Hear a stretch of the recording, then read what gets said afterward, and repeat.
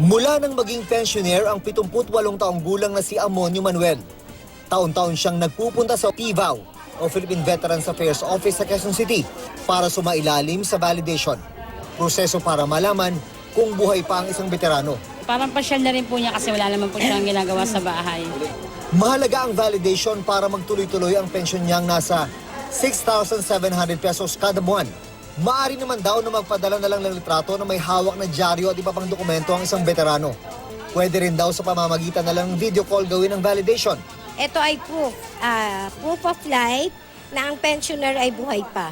Pero sa kabila ng ginagawang validation, lumabas sa report ng Commission on Audit noong 2018 na higit 5,000 patay na pensioner ang nabigyan ng PVAO ng kabuuang 70 million pesos na pensyon.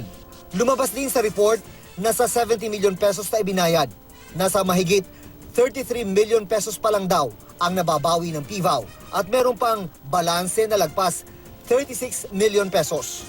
May paliwanag dyan ang PVAO. Nung time na ginagawa yung payroll, merong namatay. Hindi mo naman malalaman instantly. So nakasama sila sa payroll. So ang nangyari lang doon, na-remit yung pension nila sa bangko. Pero hindi nila na-withdraw. Umabot na rin daw sa 40 million pesos na dilang nababawi ngayong taon. Nasa 30 million pesos na pensyon na nakahold ngayon sa iba't ibang bank account ng mga namatay na veterano.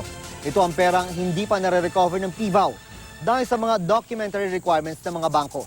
Ang importante, hindi nababayaran yung patay. Nung araw lang nangyayari yon, bago namin ni-reforma yung sistema, na i-mail yung cheque. Kino-question din ng COA kung bakit hindi ibinabalik ng PVAO sa Bureau of Treasury ang mga nare-recover na pondo na malinaw na paglabag sa General Appropriations Act.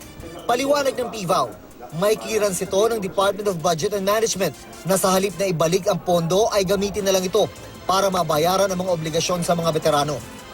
Ako si Jun Veneracion, ang inyong saksi.